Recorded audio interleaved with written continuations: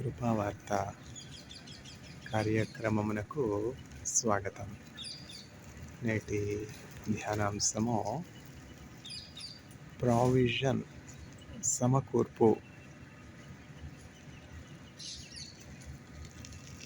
Look at the lilies of the grass. అడవి పూలను చూడుడి, గడ్డి పూలను చూడుడి. మూడువారిన జీవితాలను చిగురింపచేయగలవు నీవో. మూడువారిన జీవితాలను చిగురింపచేయగలవు నీవో. మారానుభవం మధురముగా మార్చగలవు నీవు. మారానుభవం మధురముగా మార్చగలవు నీవు. మహోన్నతుడా నీ కృపలో నేను నివసించుట నా జీవిత ధన్యతై ఉన్నది. మహోన్నతుడా నీ కృపలో నేను నివసించుట ఆడబారని స్వాస్యము నాకై పరమందు దాచి ఉంచితివా. ఆడబారని స్వాస్యము నాకై పరమందు దాచి ఉంచితివా. జీవజలముల ఊటైనా నీ ఓరన నన్ను నాటితివా. మహోన్నతుడా నీ కృపలో నేను నివసించుట నా జీవిత ధన్యతై ఉన్నది. ఆకువాడక ఆత్మఫలములో ఆనందముతో ఫలింపగా. ఆకువాడక ఆత్మఫలములో ఆనందముతో ఫలింపగా. జీవజలముల ఊటైన నీ ఓరన నన్ను నాటితివా. మహోన్నతుడా నీ కృపలో నేను నివసించుట నా జీవిత ధన్యతై ఉన్నది. మహోన్నతుడా నీ కృపలో నేను నివసించుట. సమకూర్పు, ప్రావిజన్. బ్రదర్ లారెన్స్ అని ఒక దైవజనుడు ఉన్నారు. దైవజనుడు అంటే క్లర్జీ కాదు, ప్రీస్ట్ కాదు, ఎవాంజలిస్ట్ కాదు, ప్రీచర్ కాదు. కేవలం మొనాస్ట్రీలో అంటే క్యాథలిక్ ప్రీస్ అంటే ఫాదర్స్ ఉంటారు కదా, ఆ ప్రీస్ దగ్గర కేవలం ఒక పనివానిగా, మేనియల్ లేబర్ చేసే ఒక పనివానిగా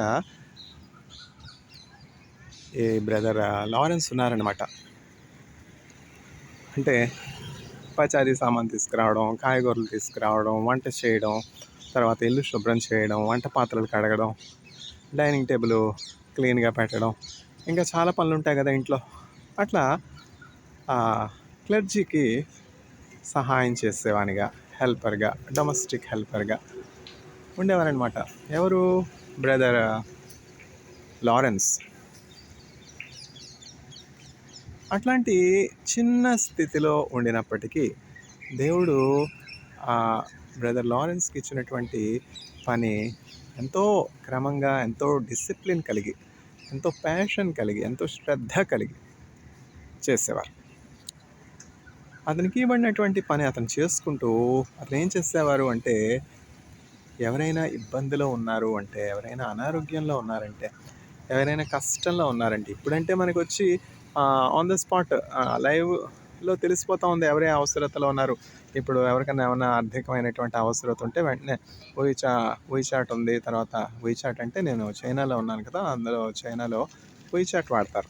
మనం వాట్సాప్ అట్లా వాడుతున్నాం. అట్లా కొన్ని యాప్స్ రెస్ట్రిక్టెడ్ అనమాట చైనాలో. చైనాలో యూట్యూబ్ ఛానలు, తర్వాత ఇంకా వాట్సాప్, ఇంకా రకరకాల మనం వాడే యాప్స్ అన్నీ కూడా అక్కడ ఆల్మోస్ట్ రెస్ట్రిక్టెడ్ అనమాట. అక్కడ ఉండే యాప్స్ అక్కడ ఉంటాయి.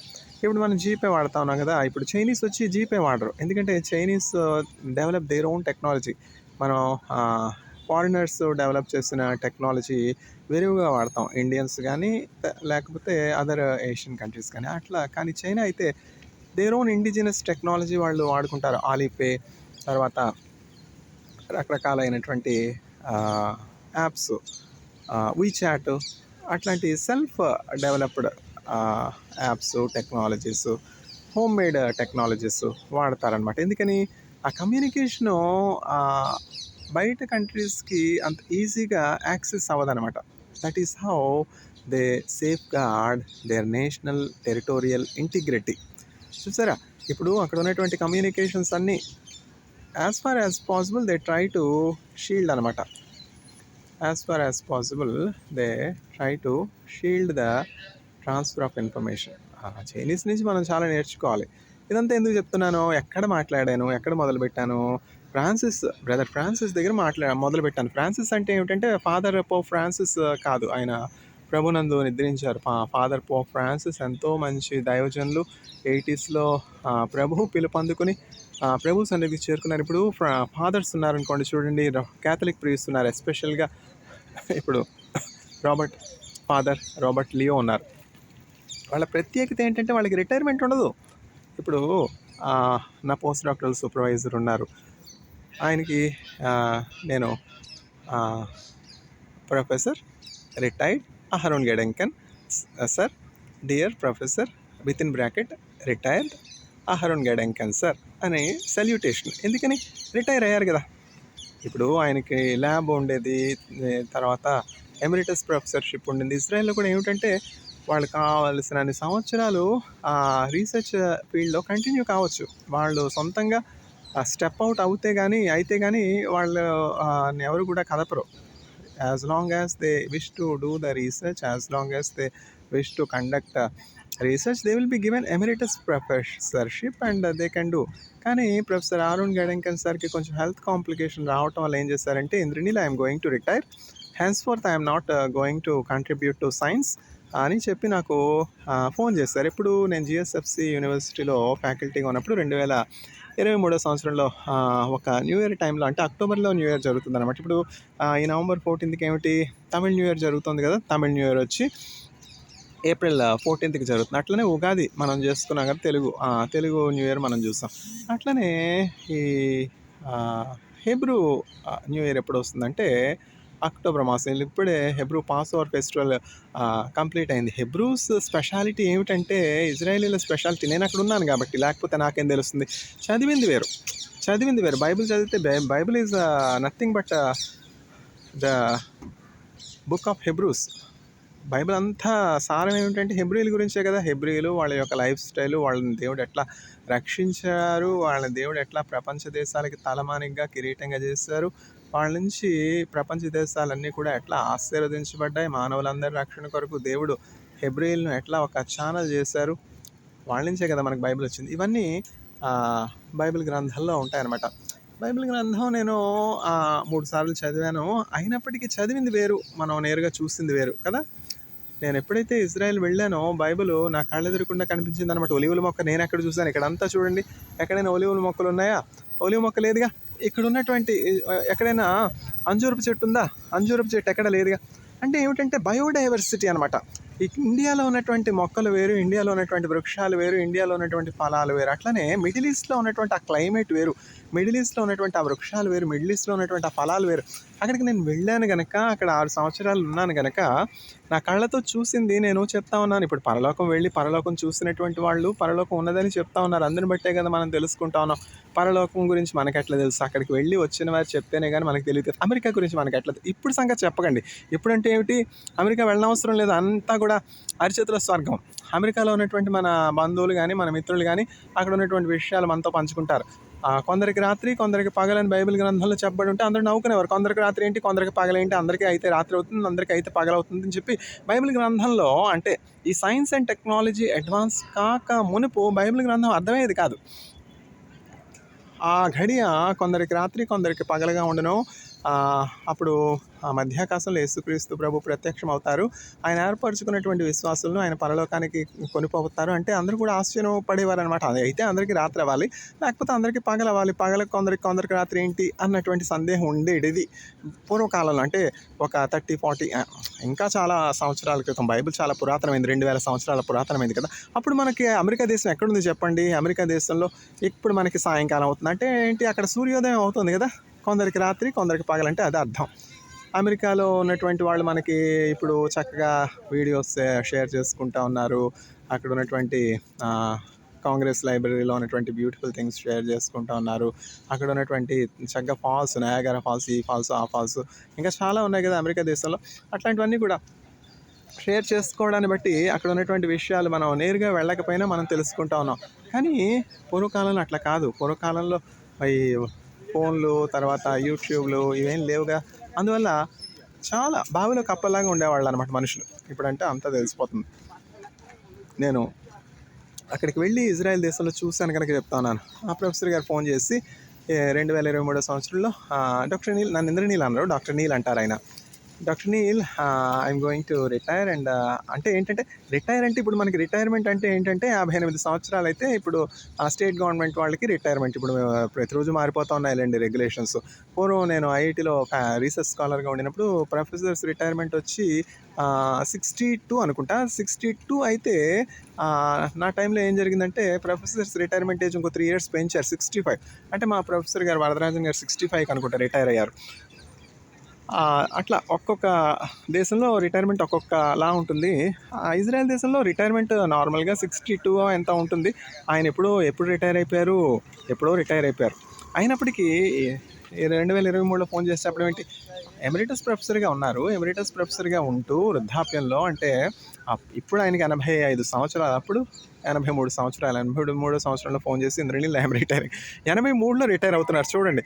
మనకి ఇక్కడ 58 ఏళ్ళకే రిటైర్మెంటు, మనకి ఇక్కడ 62 సంవత్సరాలకే రిటైర్మెంటు, 65 సంవత్సరాలకే రిటైర్మెంటు. వాళ్ళకి అసలు రిటైర్మెంటే ఉండదు. ఎక్కడ మిడిల్ ఈస్ట్లో వాళ్ళు బ్రతుకున్నంత కాలం రీసెర్చ్ చేసుకుంటూ ఉండొచ్చు, వారు బ్రతుకున్నంత కాలం క్నెసెట్కి వెళ్తూ ఉండొచ్చు, ఏదో పని చేసుకుంటా వాళ్ళు ఏ కెరియర్లో ఉన్నారో till their end they will continue అనమాట. అట్లాంటి పరిస్థితులు ఆయన ఫోన్ చేసి, ఇంద్రనీల్ నేను మెడికల్గా డయాగ్నైజ్ అయ్యి సిక్గా ఉన్నాను, అందువల్ల నేను ఇంకా రీసెర్చ్లో కంటిన్యూ చేయలేను, అందువల్ల నేను రిటైర్ అవుతా ఉన్నాను. కానీ ఏమిటంటే నువ్వు ఎక్కడైనా కూడా నా పేరు పెట్టుకోవచ్చు. Wear ever it is useful to you, wear ever it is required you can add my name, and also more importantly all my scientific achievements and advancements and developments you can be used. అంటే ఏంటంటే ఆయన యొక్క research publications ఎన్ని ఉన్నాయి, ఇంచుమించు ఒక 1000 research publications ఉన్నాయి. ఆ 1000 రీసెర్చ్ పబ్లికేషన్స్ని నేను నా రీసెర్చ్ ఆర్టికల్స్లో, రివ్యూ ఆర్టికల్స్లో, బుక్ కంపైలేషన్స్లో వాటిలో ఎక్కడైనా కూడా ఉపయోగించుకొనవచ్చు అని చెప్పి నాకు ఒక ప్రామిస్ చేస్తూ ఉన్నారనమాట. ఎందుకు చేయాలి, నాకు ఎందుకు ఫోన్ చేయాలి, ఇవన్నీ నాకు చెప్పాలా ఏమిటి, అదే ఒక సింప్లిసిటీ, అదొక హ్యూమిలిటీ. ఇదంతా నేను ఎందుకు చెప్తున్నాను, ఎవరి గురించి చెప్తున్నాను ఇప్పుడు, బ్రదర్ లారెన్స్ అట్లా చాలా సింపుల్గా ఉండేవాడు.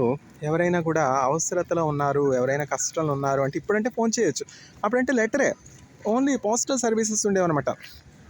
బ్రదర్ లారెన్స్ లెటర్స్ రాసేవారు, ఎక్స్టెన్సివ్గా లెటర్స్ రాసి చర్చ్లో ఉన్నటువంటి, తర్వాత మారుమూల రిమోట్ ఏరియాస్లో ఉన్నటువంటి, అవసరతలో ఉన్నటువంటి, కష్టంలో ఉన్నటువంటి బ్రదర్స్కి ఆయన లెటర్ రాసి ఏం చెప్తా ఉండేవారు, ఎంకరేజ్ చేస్తూ ఉండేవారు. దేవుని మాటల ద్వారా, దేవుని వాక్యం ద్వారా ధైర్యపరుస్తూ ఉండేవారు.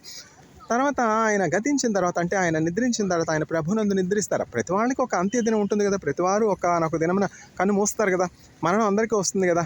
అట్లానే బ్రదర్ ఫ్రాన్సిస్ కూడా ఒకనొక ఘడిలో ప్రభు పిలుపు అందుకుని పరలోకానికి వెళ్ళిపోయారు. తర్వాత నాలాంటి ఒక విశ్వాసం ఏం చేశారంటే బ్రదర్ లారెన్స్ రాసినటువంటి ఈ లెటర్స్ అన్నింటినీ కూడా చక్కగా సమకూర్చి, ఎవరెవరికైతే ఈ లెటర్స్ రాశారో ఆ లెటర్స్ కాపీస్ అన్నీ కూడా, ప్రతులు అన్నీ కూడా సమకూర్చి ఒక పుస్తకంగా సిద్ధపరిచారు. ఆ పుస్తకం పేరే ఏమిటది, practising the presence of God, the true guide for holy living. మనం ఒక పరిశుద్ధ జీవితం జీవించాలి అంటే దేవుడు నిత్యము మనతో ఉన్నట్లుగా మనం అభ్యసించాలి. దేవుని యొక్క సన్నిధిని మనం అభ్యాసం చేయాలి. చూసారా, అందులో ఆయన ఏం రాస్తారంటే ఓపెనింగ్ సెంటెన్స్ ఏంటంటే, ఆ పుస్తకంలో నేను చదివాను కనుక చదవకపోతే నేను ఎట్లా రాస్తాను. బ్రదర్ ఫ్రాన్సిస్ రాసినటువంటి ఆ పుస్తకం ఏమిటి, practising the presence of God true guide for holy living అనే పుస్తకాన్ని నేను చదివాను. అందులో ఓపెనింగ్ స్టేట్మెంట్ ఏంటంటే, when I look at the almost dry tree in fall coming back to life in spring, I see the divine provision of God. దేవుణ్ణి నేను ఆ మూడువారిపోయినటువంటి చెట్టు చక్కగా ఫలభరితమైనటువంటి చెట్టుగా వసంతకాలం వచ్చేటప్పటికి మారే సమయంలో ఆ దేవుని యొక్క సమకూర్పు నేను చూస్తున్నాను అని చెప్తా ఉన్నాడు. అట్లా మన జీవితాలు ఎంత అయోమయంగా ఉన్నా, అధోగతిలో ఉన్నా, కష్టంలో ఉన్నా, కన్నీటిలో ఉన్నా, హోప్లెస్ సిచ్యువేషన్లో ఉన్నా ఎప్పుడు కూడా మనం కృంగిపోకూడదు. మూడువారిన జీవితాలను సైతము దేవుడు చక్కగా బాగు చేయగలిగినటువంటి దేవుడు, చక్కగా పునరుద్ధరించగలిగినటువంటి దేవుడు, ఆ దేవుడు యేసుక్రీస్తు ప్రభు. అందుకని యేసుక్రీస్తు ప్రభు దగ్గరికి వచ్చినటువంటి వారందరూ కూడా చక్కగా వసంతకాలంలో చెట్టు వలె ఫలభరితమై ఆకువాడక తమ కాలం ముందు ఫలమిచ్చే చెట్టు వలె ఉంటారు. May God supply all the needs of the audience. Amen.